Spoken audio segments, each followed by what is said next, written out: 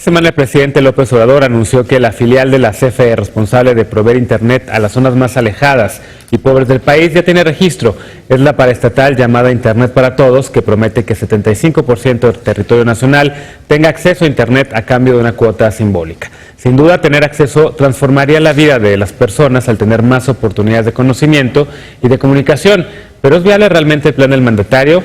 ¿Qué pasa con los monopolios? Veamos el contexto. La próxima semana arrancará la primera concesión de la paraestatal de la Comisión Federal de Electricidad Internet para Todos. Con la creación de esta empresa, el gobierno federal busca que el 75% del país tenga acceso a Internet. El presidente López Obrador informó que ya fue constituida como Comisión Federal de Electricidad, Telecomunicaciones e Internet para Todos. Añadió que la paraestatal no buscará competir con las empresas privadas, pues no tendrá fines de lucro. Internet para Todos busca otorgar conectividad a zonas de alta y muy alta marginación. El Ejecutivo prevé conectar 10,000 puntos estratégicos a través de los centros integradores del bienestar ubicados en los poblados más grandes, en donde se enviará la señal a los más pequeños. Si se cobra, va a ser algo mínimo solo para garantizar el mantenimiento, porque no es un gasto, es una inversión. Internet para Todos sustituye al programa México Conectado de Enrique Peña Nieto y este año tiene un presupuesto de 622,800 millones de pesos. En junio del 2018, el 88.4% de la población se conectaba a Internet a través de su teléfono celular. Según Observatel, actualmente la tasa de suscripción a telefonía móvil subió ya al 90%, aunque solo el 56% tiene acceso a banda ancha. Solo el 20% del territorio nacional, 80% no hay Internet. Para analistas, llevar Internet a las comunidades alejadas implicará altos costos económicos, de infraestructura, de planeación y de alcance. Irene Levy, presidenta de Observatel, señaló que el Estado no cuenta con los recursos materiales para llevar Internet a todas las comunidades. En un artículo publicado en El Universal, Levy señaló que se requiere modernizar la red de la CFE, además de instalar la red de acceso o última milla que permita distribuir la señal a casas y otros puntos de acceso particular, pues la fibra óptica actual va de un punto a otro, pero no llega a los usuarios finales. López Obrador dijo que espera arrancar la primera etapa de Internet para Todos el próximo año. Si logramos comunicar al 75% del territorio nacional con Internet, va a ser una revolución de las conciencias. Punto y contrapunto. Bueno, y para discutir este tema esta noche de viernes nos acompaña Jorge Díaz, activista y asesor legislativo. ¿Cómo estás, Jorge? Muy bien, gracias. Bienvenido. Carla Prudencio, coordinadora de incidencia política en Redes por la Diversidad, Equidad y Sustentabilidad. ¿Cómo estás? Bienvenida. Muy bien, gracias. Nos acompaña también Juan Manuel Casanueva, ya había estado por acá, director de SocialTIC. ¿Cómo estás? Todo muy bien. Bienvenido de nueva cuenta. Irene Soria, también ya ha estado por acá, académica y representante de Creative Commons México. ¿Cómo estás? Buenas noches, muy bien, gracias. Bueno, me encanta que estén aquí porque estos temas mucha gente los deja de lado. Esta semana el periódico Universal traía una plana gigantesca en donde hablaba sobre los retrocesos que veía por lo menos este reportaje en torno a conectividad. En efecto, se está tratando de cambiar o de migrar de ese programa de México Conectado a este otro de Internet para Todos. Hay quien dice que lo único que están demostrando es una incapacidad y una ineficiencia para poder continuar con este programa, que no se licitó a tiempo, que se está dando un regalo otra vez a una empresa, a la de Carlos Slim, y que básicamente esto no va a conseguir jamás este propósito que quiere el presidente. ¿Tú lo ves así?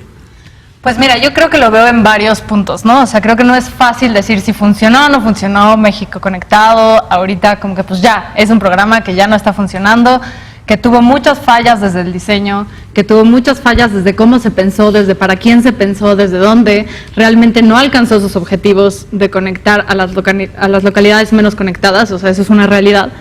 Pero tampoco creo que esta empresa, como se está pensando ahorita, pueda alcanzar estos objetivos, porque, o sea, creo que una de las cosas más importantes es empezar a pensar qué tenemos que hacer diferente, ¿no? O sea, esta provisión de servicio de solo llevar y pensar en llevar acceso a las comunidades, llevar acceso a las zonas rurales como solamente desde el Estado, sin tomar en cuenta las localidades, las comunidades, qué capacidades se pueden crear desde ahí. Uno de los problemas principales que yo veo como en la idea de llegar y conectar, ¿no? Es que, bueno, ¿quién le va a dar mantenimiento a esas redes, ¿no? ¿Quién las va a mantener? ¿Quién se va a asegurar? ¿Qué capacidades están creando para que la propia comunidad se apropie? Para una que comunidad marginada que de repente se les compuso el internet, ¿quién va a llegar a esa comunidad? Pues ¿En cuánto tiempo, no? Justamente eso fue uno de los problemas con México Conectado. O sea, ¿qué pasaba? Llegabas, conectabas y te ibas, ¿no? Y luego, ¿cuánto tardaba en llegar a alguien si se caía México Conectado, ¿no? O sea, si no había servicio, si la computadora se desconectó, ¿no? Nadie se hacía responsable de esos puntos de acceso a Internet, y eso es súper importante porque no se están pensando estos proyectos desde y para las comunidades. Y para mí eso es uno de los principales errores. Esperaría que ahora con esta nueva empresa se pudieran hacer algunas alianzas con redes comunitarias, con proveedores de Internet locales, que creo que formaría un círculo virtuoso para todos. Pero bueno, o sea, vamos a ver, creo que ahorita esta empresa tenemos más dudas que certezas de cómo funcionará, cómo llegará a la última milla, qué tecnología utilizarán, cuál será el régimen jurídico, o sea, ya más a nivel de concesión. Entonces creo que ahorita estamos en un panorama todavía muy incierto. Es, en efecto, creo que señalaban este artículo de Irene Levy, que pues creo que es muy cierto, que dice como, pues bueno, una cosa es esta red troncal, que es la carretera, ¿no? Y otra cosa es cómo vas a llegar a estas localidades, a estos puntos, a las casas, a las personas, ¿qué vas a construir ahí? Entonces, estamos en ese punto, creo que es una oportunidad para que se tome en cuenta otro tipo de actores. En este caso, o sea, yo creo que las comunidades rurales, indígenas, que puedan ser parte de este mismo proceso de conectarse, ¿no? Claro. Es Internet, sí, ¿a qué costo? Un poco. A ver, como el siguiente bloque vamos a seguir hablando de esta alternativa, de esta propuesta de Internet para todos, ¿por qué no vemos a toro pasado? A ver, el tema de México Conectado, que ya decías tú que no funcionaba. Hay quien dice que sí, que esta red de banda ancha, la NIVA, estaba empezando a conectar a mucha gente, y que ahora, digamos, muchas universidades, incluso la UNAM, entre otras, se están quedando sin esta conectividad que habían tenido con México Conectado. ¿Tú coincides en que era un programa mal diseñado, que no funcionaba? ¿O tuvo muchas fallas. México Conectado, la verdad, a nivel de implementación tuvo muchas fallas. La empresa responsable justamente de hacerlo no tuvo el alcance que debería haber tenido, no tuvo la transparencia también para poder justamente rendir cuentas sobre ese tipo de acciones.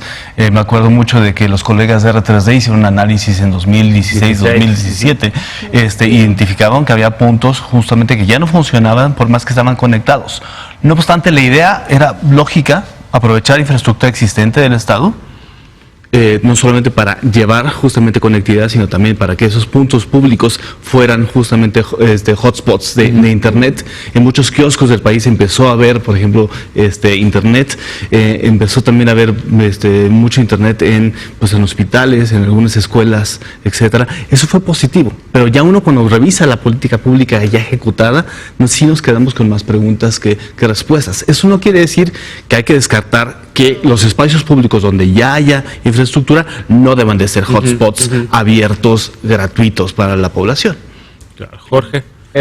Yo creo que ahí el problema fue que los objetivos nunca fueron cumplidos a cabalidad, ¿no? O sea, si el objetivo era disminuir la brecha digital y se convirtió en un programa de infraestructura, que justo conectaba a infraestructura que ya estaba ahí. Es decir, conectaba a quienes ya estaban conectados. O sea, no estaba conectando a nadie que estaba off the grid, ¿no? Si había hospitales, si había parques públicos, si había escuelas, quería decir que había acceso a servicios públicos. Entonces, creo que no deberíamos de descartar que esos espacios sigan siendo espacios de Internet gratuito. O sea, no deberíamos de decir no hay espacio de Internet gratuito en los espacios públicos, pero el objetivo de cerrar la brecha digital no se cumplió, porque no llegaban justo a los más marginados. Y haciendo referencia al estudio de R3D de hace un par de años, que creo que es como el más profundo, una cosa que se me hace muy interesante y que encontraron es que de las comunidades en donde sí conectaron Internet, la mayoría de esas comunidades ya tenían acceso a Internet. O sea, como el 20% de las viviendas de estas comunidades al menos tenían ya Internet en sus casas. Las comunidades que no tenían Internet en sus casas fueron las que siguieron desconectadas.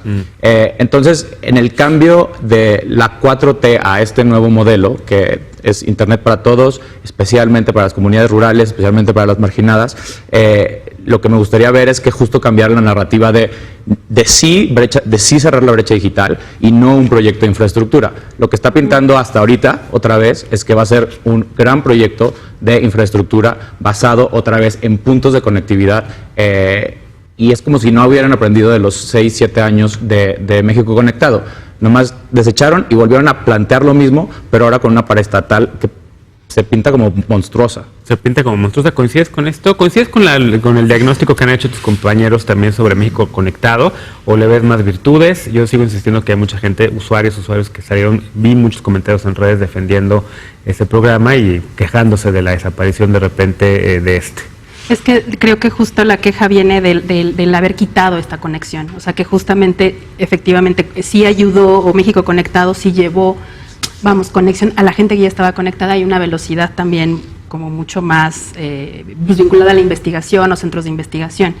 Sí, estoy prácticamente de acuerdo con los colegas, sin embargo yo pondría otro punto en la mesa que tal vez podría servir para la nueva visión o la nueva manera de ver en la 4T, es que no solamente son los objetivos y la infraestructura y tal, sino la gran pregunta del ¿y para qué?, ¿no? O sea, al final de cuentas es muy bien, llevemos a México Conectado y el sueño de que todos estemos conectados, pero la gran pregunta base de, bueno, ¿y para qué?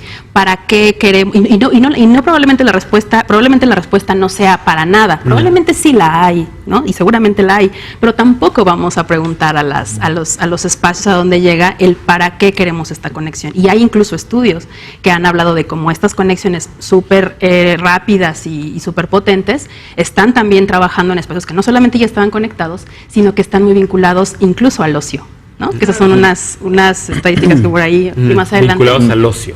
O sea, es decir, a gente, o sea, necesitamos entretener a este grupo de personas, entonces necesitamos una gran banda ancha para poner mucho Netflix, ¿no? Video, ¿no? Etcétera. Jueguitos. Entonces no siempre es para la información, ¿no? Y eso, a ver, y este punto, ¿y eso está mal? O sea, no necesariamente, pero insisto, me parece que eso puede ser una pregunta que nos lleva al para qué, nuevamente, ¿no? Okay. O sea, yo un poco voy a poner aquí mi postura académica de no está bien ni está mal, sino más bien preguntémonos desde otro punto qué y para qué nos puede servir esto en ciertas comunidades y en ciertos entornos. Carla. Es que creo que justo ahí es un punto súper importante de por qué es relevante traer a las comunidades a planear y ejecutar su plan de conectividad, ¿no? O sea, para qué tiene mucho que ver con las necesidades locales, y las necesidades locales solo se pueden ver pues cuando estás cerca, cuando los incluyes, cuando son parte de la planeación, de la ejecución, del mantenimiento. ¿Y no han visto eso en este lanzamiento? Pues, ¿no? o sea, justo un poco como decía Jorge, parece ser que es un proyecto de infraestructura muy grande, otra vez como vertical, que llega a las comunidades, que conecta, ¿no? O sea, un poco también matizando lo que decías, no es que no vea ninguna virtud en México Conectado, o sea, veo virtudes. Creo que es un error no aprovechar lo que ya hay, ¿no? O sea, y llegar y desconectar y no pasa nada, y entonces volvemos a empezar. Pero ¿cómo hacemos para no repetir los mismos errores del pasado? Para no hacer exactamente lo mismo, en el que pues al final si vas a poner un punto que nadie puede mantener, que la gente no le ve utilidad, ¿no? O sea, una de las virtudes de traer a estas personas a planear su internet es que además también se pueden generar contenidos, aplicaciones locales que respondan realmente a las necesidades de los lugares. Y hay muchas iniciativas que lo están haciendo, que creo que eso es importante. ¿Cómo cuáles iniciativas? Como decir, por ejemplo, como las redes comunitarias, ¿no? Hay redes comunitarias que tal cual se crean pensando en cuáles son las necesidades, cómo hacemos que estas personas, además, estas redes comunitarias generan un círculo virtuoso en varios sentidos. Se capacitan técnicamente para mantener su red, la ponen. Las ganancias que se generan se quedan en la región o en la localidad, que eso también es súper importante, claro. ¿no? A ver, ¿a quién le vamos a concesionar? Al final, la última villa, ¿a quién la va a dar? ¿Facebook? ¿O quién? O sea, ¿quién va a dar esa última Con todos los villa, problemas ¿no? que tiene también el internet de Facebook, ¿no? Claro, y de privacidad, y de Internet, contenidos como no dicen. relevantes. Y que no es internet nada más. Ajá, exacto. Yo nomás quiero recordar que, o sea, cómo se vive el internet donde no hay internet, porque sí se vive. Cuando uno se aleja y ya no tenemos señal, este tipo de contextos, muchas de las comunidades, hay grupos de esas comunidades que tienen que ir a la cabecera municipal y ahí es cuando se conectan, ahí es cuando les entra el WhatsApp, ahí es cuando les checan el Facebook, se ponen en contacto, suben este tipo de cosas, bajan videos, todo lo que necesitan para ocio, para vida familiar, para vida social, para todo. Entonces, esa lógica está afectando mucho a esas poblaciones una vez que desconectan el nodo de internet Claro, conectado sí, en la eso es un telesecundaria de la cabecera municipal o la más cercana, ¿no? En más de un contexto rural del país, familias, sobre todo los más jóvenes, van y se van a donde pueden agarrar señal y ahí es cuando se conectan, ¿no? O van justamente a la telesecundaria a conectarse al Wi-Fi que está ahí disponible. Entonces, sí, no es que haya toda la conexión solamente en los lugares, de repente hay comunidades que ahí no hay nada, hay comunidades de transición y estas son las que están sufriendo ahorita, ¿no? Porque no hubo transición a nivel de cambios de política pública. Y ahorita más adelante seguramente hablaremos de Facebook y su rol, pero una de las cosas que tenemos que plantearnos es, sí, cómo participan estas comunidades que necesitan, cómo lo están utilizando ahorita. Pero sobre todo, qué dinámica social deberíamos estar fomentando, económica también, cultural también, justamente cuando se está involucrando eso. Porque la dinámica que trajo justamente a las ciudades y a todos nosotros que tenemos el privilegio de conectarnos es básicamente de consumo, ¿no? Entonces, las telecoms nos dan internet, no porque quieran que seamos maravillosas sociedades en el siglo XXI, es porque somos un punto de consumo. Pero eso yo creo que, o sea, eso cambia mucho también en el discurso de la 4T, ¿no? O sea, en la 4T lo que quiere decir es el Internet es un derecho y lo que estamos tratando de hacer es que se cumpla el acceso universal a Internet. Creo que eso es lo que estamos entendiendo todos, pero en el proceso de hacerlo, justo le está quitando el acceso a Internet a todas esas comunidades que hoy lo utilizaban para vivir no solo su derecho a acceso, sino su derecho a el bienestar, su derecho a comunicarse con su familia, a consumir información, a la educación, a estar informados. O sea, finalmente no tener Internet hoy significa para muchas de las personas no poder comunicarse con sus familiares que están en el otro lado. Claro. Déjame hacer una pausa, regresando vamos a retomar este y otros temas, porque hace una semana, como decimos al inicio del programa, la UNAM y otras instituciones educativas y dependencias públicas se quedaron desconectadas, sin Internet. La Secretaría de Comunicaciones y Transportes informó que el servicio reanudará en septiembre con nuevos contratos. ¿Qué pasó? Las medidas de la 4T para ahorrar costos son las más acertadas. Regresamos a Punto y Contrapunto.